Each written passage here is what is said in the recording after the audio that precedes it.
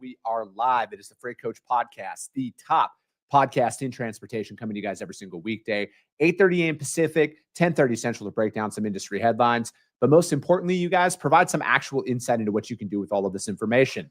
If this is your first time tuning in, welcome. This is the real side of freight, ladies and gentlemen. And I do say that before every single show. And what I mean by that is I only speak with transportation professionals, because at the end of the day, I want to talk to the right individuals who have done what you're looking to do, or who are currently doing what you're trying to achieve, so you can take that information, apply it, utilize it, and see a meaningful difference in your business and your life. Happy Thursday, everybody. I got a very special guest for you guys here today. I'm going to bring him up in just a second, but my team just notified me that we're having issues on LinkedIn to getting the stream up. This happens, unfortunately, more frequently on that platform than everyone else. That's why I try and get you guys all over to YouTube, because that has the best quality stream that's out there. But they're working to see, and it might just be a connectivity issue out there. But we're live on YouTube. That's where the majority of you guys watch out there. But today, you guys, we're going to be talking mobile mechanics again. We're going to be talking about another side of the industry that I think has a major upside for career potential, and as well as it's a very critical component to keeping our fleets moving out there. So I got my friends over at Coltrain Onsite back on the show, but I got Mr. Chris Boyce joining us here today. So Chris, thank you so much for taking the time to join me. Yeah, thanks for the opportunity. No, I'm looking forward to this, man. And, I always like to start the show off because, I'm not a mechanic. I had a lot more, put it this way, my experience wrenching on trucks was my dad yelling at me for not knowing what tools were when I was a child. But, we'll skip that backstory today, man. But dude, how did you get into that? Like, what brought you into that vertical? Yeah, so I appreciate that. I can relate to your dad yelling at you right, about the tools. So never thought I would be in the business, to be honest with you. My dad kind of instilled a hard work ethic in me. He always had me working outside on the house or something. So kind of a quick story related to that was one time he told me to put oil in the lawnmower, and he handed me a whole quart of oil. And I thought you could put the whole thing in there, and I did. And the next thing's smoking outside, in the backyard, and he's running out screaming like, "What did I do?" Right. So wasn't really in my blood, wasn't in my family. What happened really was I was going to college to try to pursue engineering. Really wanted mechanical engineering, but switched to electrical. And during that time, I was funding college myself, so I was working at Walmart TLE only because it paid more than being a warehouse person. And I had a friend that helped me get in there. So started kind of turning wrenches, doing oil changes and tire changes, things like that. And then about 2 years in, I had my first son, and I had to make a life-changing decision and say, hey, I've got to kind of drop out of college because I couldn't fund starting a family and trying to pursue college. So I actually had a friend that worked at Ryder Transportation that really took me under his wing as a mentor, his dad actually, and really started me at the ground level as a lube technician. And they instilled a lot of training at that company for me. And I worked there for about 10 years, under the wrench, and I really enjoyed it. Taking that same mindset of kind of that engineer mentality of, I want to know how everything works, from every bolt and, every circuit, everything, so that you can understand how to diagnose it. That's kind of more my skill set and superpower, I guess you'd say. I love that stuff, to problem solve, kind of that engineering background. So I was able to apply it without actually having to utilize it in a college degree. And I'll be honest with you, I'm really glad I took that path. It has afforded me a lot of connections and within an industry that has gained momentum, and I've seen it transform over time. And now today, I'm helping Coltrain Onsite, develop business across our footprint today as a regional vice president. So, without any full college training or anything, and not to boast about a title, I'm not a title guy, but just to say out there for guys that might be pursuing something in the industry, you can start knowing nothing. And as long as you have the will to get in there and get dirty and try to really understand how to repair vehicles, and then ultimately how to dissect the business itself, you can bring a lot of power to your own career and ultimately the industry. And that's really my focus now, is really being someone and part of a group of people that want to help the industry overall. I think transportation industry is super important to our country and overall our lifestyles as Americans. And I'm saying that just to to say it. I really want to be a part of that. And everybody here, even at Coltrain, that's really what we're trying to be. The name of the game is being the solution for the industry. There's a lot of help that's needed out there, and there's a lot of ways you can get into this industry, and especially at the diesel mechanic or trailer mechanic role. Super needed. I think we all kind of know the shortage that's going on and the skill set developing that's necessary. It's not a skill set that's faint of heart, but it's desired and needed. So you can make a really good lifestyle for your family and have fun doing it. It can be hard out there, especially as a mobile technician. But yeah, I can go into a lot more if you want. That's kind of the overview. I know. I'd love to dive in a little bit more, further in that, because I think we're at a critical point in our country in regards to skilled labor and the blue collar jobs that are out there. I know that there's a lot of talk on there being almost critical shortages of mechanics that are out there, and it's not just like diesel mechanics; it's even down to like automotive mechanics. And I think I saw the CEO of Ford came out recently, was like, we have multiple, like hundreds of mechanic roles that are out there right now that we can't even get filled. So it's like, what advice would you give? Like, I guess we'll start with this. Is it required to have a college degree to become a diesel mechanic, or is this something that through on the job training, like the path that you took, learning, greasing trucks and everything, kind of building your way up? Is that a thing, or is there a requirement that you need a 2-year degree to be, like a diesel mechanic or a trailer mechanic? Yeah, there's a lot of paths to the success of being a diesel mechanic or trailer mechanic. You can go the college route. There's a lot of technical institutions out there that do a great job of giving you the foundational basics necessary, the theory behind whatever application you really want to learn. These vehicles are very complex systems.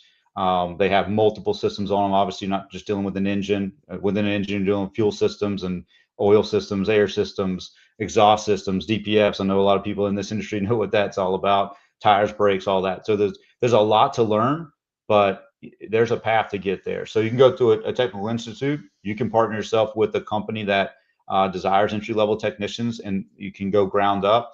A lot of it's going to, also come from your own personal will to learn. Most companies out there that deal in this space will have some type of entry-level position that you can usually have some type of mentorship or some type of formal education or on-the-job training. It's kind of a mix of both. You can see success out of either. And really, there's so many companies out there that need technicians. You'll find a path one way or the other. And if you're encouraged to get in a trade, I definitely encourage anybody out there that wants to try this to get into it in those two main paths. Find a company that has great, a great footprint within the transportation industry under diesel technology or trailer technology, or align yourself with an institution like a Lincoln Tech or something like that. There's a bunch of them out there, not just that one. But yeah, I would say one of those two paths is probably the way to go. Or you can start by tinkering with your car outside. Yeah. So it's like I look at it, like with where things are, and especially at Coltrain, like with mobile maintenance and stuff like that. Like, you don't necessarily need to be in a major metropolitan area or even within 30 miles of that to commute in. Like, you can literally bring this to the town you're from. Like we were talking before we started. Like, I'm from a town of 2,000 in northern Wisconsin, right? Like, we're 50 some miles outside of Minneapolis, Minnesota. There's not a lot of guys who want to commute into the Twin Cities every single day to work. And, so it's like, I know a lot. I can't be the only one from small town America who thought that this town's just not for me. I want more than this. Or, I want a different career path that's out here, because opportunities are seemingly limited. And it looks like, to me, it seems like in today's day and age, like, there's so many more opportunities for career paths that are reaching those smaller communities now, where you can operate within 20 miles of your hometown, and you don't need to be doing a 2-hour commute each way every single day just to get a job that pays halfway decent. Yeah, so especially in the mobile world, the mobile expansion into this industry has really afforded more alignment with technicians that live in some of the rural areas, and a lot of times that's where we live as technicians. We like to kind of get out in the sticks a little bit. It's part of the blood of a technician a lot of times. Like to be able to have some space to work on your own stuff. So with that said, and the freight's everywhere, right? And there's so many companies that need trucks outside of freight that service the local areas. So there's business within transportation everywhere, and it's needed everywhere. So the mobile industry has definitely afforded the availability for that.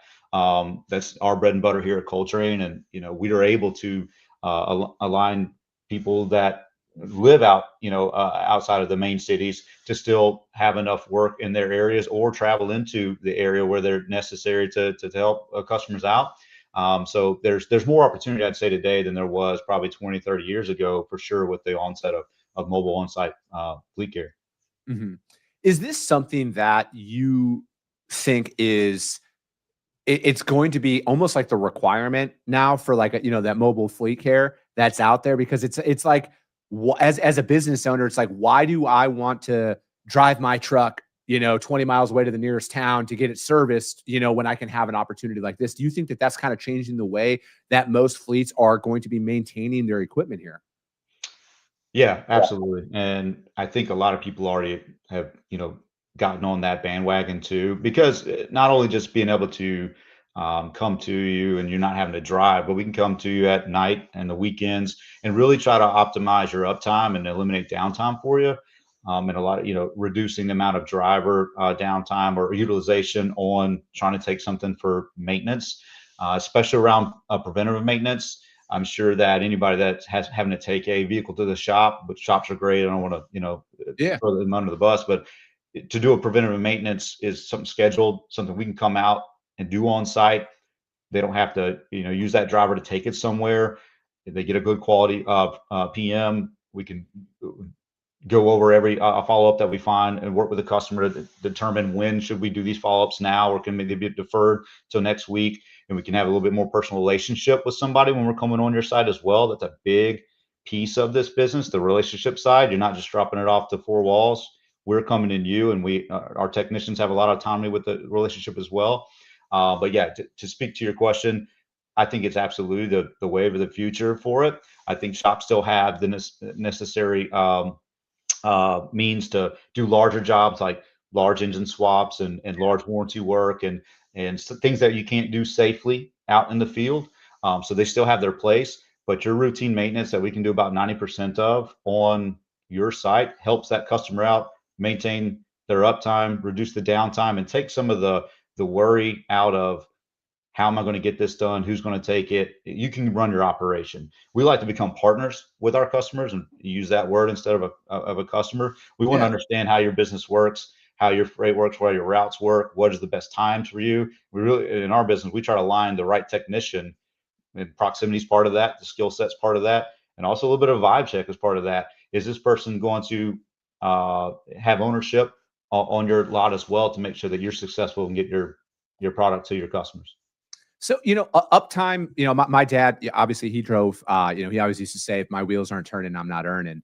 And, how are you guys able to kind of shift that mindset from like a reactive repair to a proactive repair, right? And talk about that, like the strategies that you can help implement inside of some of your guys' partners or your customers that are out there, where it's like, getting ahead of that, right? Because I think like it's the downstream repair effect that catches a lot of business owners by surprise, especially in the early stages of like when you're building, stuff out. And just like the importance of, because like I was also always taught growing up, like, hey, if you do your light maintenance, like it's almost I'm not saying that bigger problems don't happen, but it's like almost a rarity with vehicles, especially with the way that they're designed today, trucks, vehicles, everything. If you take care of that light maintenance, that those PMs that you're talking about, how much of a life cycle does that improve on the value of the asset, essentially? Yeah, again, towards the business model, kind of speaking of, we really try to align our technicians with the customer. I mean, even before that, we're before we're onboarding the customer, we get first service. We want to try to learn about their business. A lot of times we already kind of know, but even at that location level, Mhm. how does what are your normal operating hours? What type of vehicles you're running? What is the age of that fleet? Can we go out and walk around with you and look at those vehicles? And a lot of times determining what their PM cycles are, what are the issues that they're having in their fleet today. So a good interview at the customer level before we even get started as a partnership. We're a group of people that you can call us today, and we'll come fix the one thing that you got. But what we're looking for is to help you be successful. So it takes a good interview up front with our customers, understanding what their pain points are, understanding even down to the type of vehicle that we see a lot of. Oh, we see a lot of these issues out of these vehicles. Here's what we can proactively do. Is this something you want to do? We'll do free fleet assessments for you on the first, on the first assignment. We offer that all the time. Can we look over this, your entire fleet for you, give you some suggestions and things that we found? And then after day one, with that alignment to that right technician to that customer, it's not just, hey, we came out to replace a headlight. We also found that it looks like the alternator belt is fraying and it's cracking. I see that you have a wheel seal leak. You're getting pretty close to the brake linings. On top of doing a good preventive maintenance for the customer as well, being very thorough on that. We want to inspire ownership, not only from our leadership and sales personnel, but majorly at the technician level. Again, building the Yeah. relationship at that local level between the technician and the customer directly, and having them have ownership over your fleet as well is the path to success. Not just coming and changing out the one thing you wanted. Let us be the partner and an expert for you, so you don't have to worry about that, and you can trust us. And we breed that by a lot of those interactions and maintaining that relationship and having as many touch points as possible with our customers.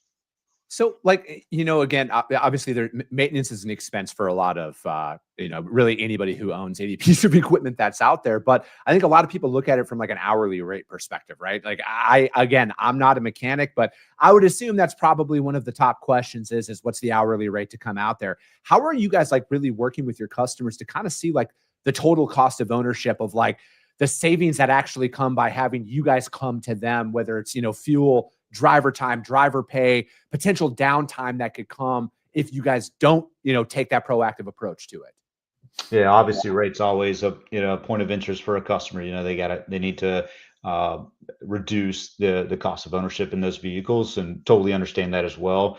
I think we've done a good job here to make sure that we're maintaining market rates, and we're not driven by rates necessarily. We want to figure out the way that's going to best serve you and have a long lasting partnership. And we understand that rate's part of that. And exactly what you were alluding to, part of that cost of ownership is a long-standing program to maintain the vehicles. And what we'll see a lot of is we may enter a customer that's already had very good practices, and it just becomes maintaining their fleet at that point. So it's kind of a flat cost of ownership. Or we come into some customers that have not had great vendors or the availability to put together some type of maintenance program, and we can explain, hey, cost of ownership is going to be a little bit high right here, but we're going to get you to a place where your downtime is much less. You can rely on your vehicles. Your drivers are not as upset because the things aren't going down. They're happier about the vehicles that they're in, and that's a big piece for any freight hauler. You want your drivers to be happy, just like we want our technicians to be happy. So there's a lot that goes into that. It's a necessary evil of the business that these things turn a lot, and it's going to require maintenance. And if you partner with people that will be experts for you and see those items that are failure points on a routine basis, it will reduce. So to kind of analyze what a rate should be, it really depends on the fleet too. What are we looking at? It goes into that introduction and that interview around what they're needing. We're flexible. We've got to run a business. Obviously, we've got to cover our costs as well, but we're not somebody that's rate hungry. We're partnership hungry. We know over the long haul, if you trust us and we maintain that partnership over the long term, the money is not the issue. It's the partnership that we want to maintain and be a quality vendor across the board. We want these things safe on the road. We want your wives and husbands and children safe beside the vehicles that we're working on, and that's more of the main focus. The rate is kind of market driven as well, so we're more focused on how can we serve the industry. I could only imagine again, the cost of, again, of ownership of any piece of equipment out there is probably exponentially reduced when you do have a structured preventative maintenance schedule in place. And, again, it's like, I feel like reducing variable costs is such a concern for any business that's out there. And especially in side of trucking when it comes to, breakdowns and everything else. And it's like, I look at it is partnering with, guys like yourselves that are out there and really taking it, because like what are some of those advanced diagnostic tools that are like at your disposal now, to where it's like, again, it's almost like I feel like you're going to have to get like a mindset shift from some people where it's like, oh no, every time I bring it here, they have all of this stuff. How closely aligned are your guys' equipment when you guys are showing up on site to like the tools and the capabilities of a shop? Yeah. So there's no, I can't say that we can touch everything that's on a Yeah. vehicle. Won't make that stretch, but we can touch 90% of what the problems are. We're using a couple different diagnostic tools as far as like your engine diagnostics. We're always trying out new things. We've been in the industry a long time, and we've seen that technology develop as well. So there's some great things out there from a computer diagnostic standpoint, and we're using a couple different ones. We even try some out in different markets to see what's better. There's a big cost in that. I'll say anybody that owns a shop knows that you can range from a tool that costs $800 all the way up to $10,000, depending if you need OEM software and things like that. So again, that comes down to the interview with the customer. What's necessary? Are we going to need direct OEM software? And if so, we got to figure that out. But we're using advanced diagnostics that are a multi-platform tool. Generally going out on site. Outside of that, we equip our trucks with Miller generator, welder, compressors, so the technicians have all they need to do the basic functions with their power tools. And technicians have their own set of tools that they put on the truck as well. And the truck itself as a tool to get on site and have the necessary components on it is all there. We have tools like being able to test all the lights on a trailer, torque wrenches to make sure we're torquing wheels down properly. That we have the kitchen sink generally on the vehicle. If you want to qualify your question a little further, like we can, if you want to go in further into diagnostics, it definitely can go into that. But anything that hangs on the engine, anything that code reading, things like that, we can 100% do that. Sometimes when it comes to more OEM specific warranty guided items that are kind of locked out on a generic all makes diagnostic tool, we don't always have that capability depending on the site. But we can align with that. We can purchase those items as well. Just depends on what the need is in that market. So what's the, again, I always like to preface when I ask questions like this, like I'm not a diesel mechanic. All right. So this is, you're probably going to hear this and be like, duh. But like for me personally, how are you guys ensuring, like if there's a client of yours that maybe they run Peterbilt, International, Volvo, like how are you, working with them to ensure that like, hey, our techs, or, even on the trailer side of things, right? There's multiple OEMs that are out there for trailer manufacturers. How are you ensuring that like, hey, your technicians are able to service all makes and models of that? Yeah, for the most part, most of it's nuts and bolts, right? At the Yeah. theory of most things. And again, at the interview with the customer, we look at that. What do you have personally on your yard? Let's look at your fleet list. Let's look at the type of vehicles you're running. And then before we go on site, generally, and we're more in the scheduled maintenance business, I'll say that. We'll do some EMS stuff as long as it's safe. But what you're asking is more about like how you cast the broad net. The only way you can really truly be successful is you try to understand that fleet itself directly, and then you align the technician that makes the most sense. A lot of the three rules I give is I'll align you with somebody that has the proximity, availability, and the skill set to take care of you routinely. I want that same person coming on the yard 90% of the time. They'll understand your SOP, they'll understand your fleet. So there's a tool for everything, and I don't want to speak to technicians that way. There's a technician for every application as well, and their skill sets vary. So it takes us as leaders and working with our teams, and really understanding our technicians on our teams to understand what skill set they have and try to align that. So you're not going to find every technician that has the skill set to do everything. I was never that guy either. Humbly, I think I was pretty good. I feel like I was a pretty good technician, but there's things that have stumped me plenty of times in the past, and we go through that daily. But we have the confidence that at the theory level of maintaining a vehicle, those nuts and bolts are there. The things that you run into that are more difficult are the advanced diagnostics on a certain engine system. On maybe they've had this addition on a Detroit that they didn't have on a Cummins, or I know Caterpillar kind of got out of the game, or on an International. There may be some nuances. And a lot of times too, internal chatter, man, our team is really good about working with each other. And we might have a technician in Cincinnati that's perfect on these internationals.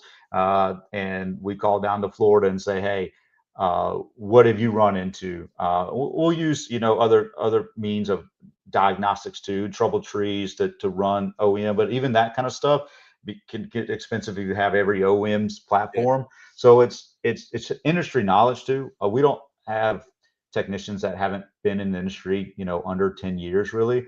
We're finding the best people in the industry to align to our teams, and that's really our model at Coltrain too.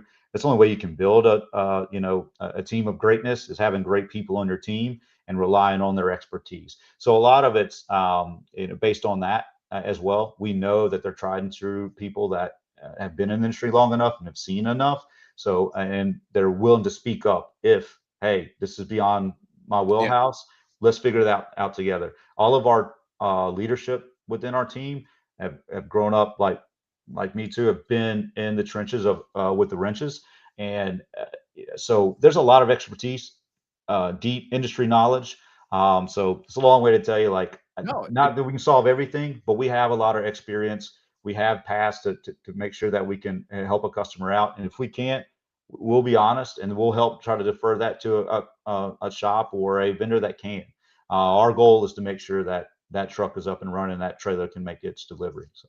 Oh man, I love it. I mean, it makes complete sense, right? Like as a business owner myself, that's my ability to tell customers what I can't do, I think is almost as, if not more valuable than what I can do out there, to make sure that I'm servicing them to their needs and like the best of my capabilities. And, I guess as we're kind of wrapping up here this morning, Chris, what's one thing that, one maintenance metric that you think owner ops or fleet owners should be tracking that they might not be tracking today?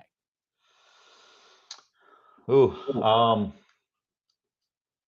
would assume they're tracking downtime and PM currencies and things like that. Some do, some don't. I would say that's definitely one of the top ones. It's, there's no rocket science there. Definitely you want to make sure that you're on top of your PM currencies.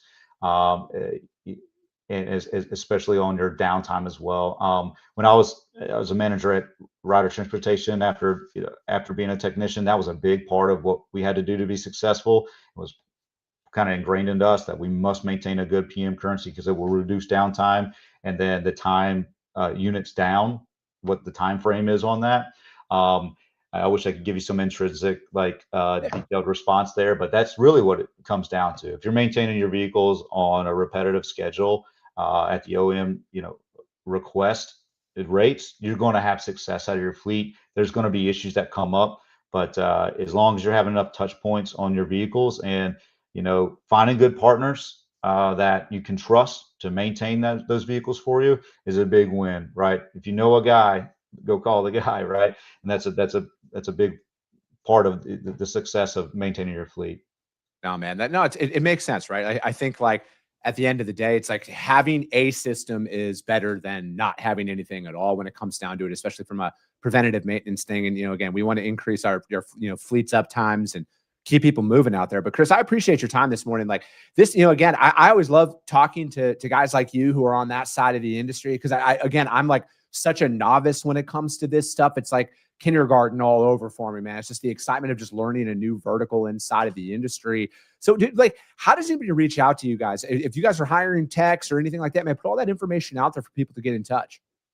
Yeah, so we have our website you can reach out to for all those types of things at coltrainonsite.com.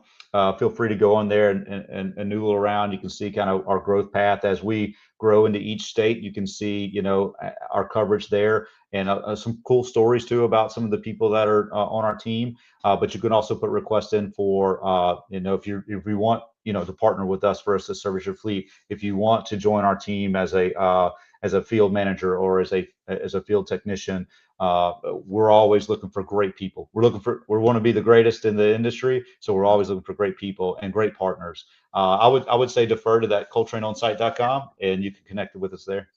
Perfect. Chris, thank you so much for your time today. If you guys can't find Coltrain out there on the internet, hit me up, you guys. I will gladly put you guys in direct contact with them. But that is going to be it for today, ladies and gentlemen. As always, if you got value in what you heard and you're not subscribed, subscribe to the show, you guys. And if you're feeling ambitious, rank that show on iTunes and Spotify, because if you saw value, that's how your network's going to see it as well. I appreciate you guys. I love you guys, and we'll be talking to you soon. Came back with a bang, window down, yelling out money, anything.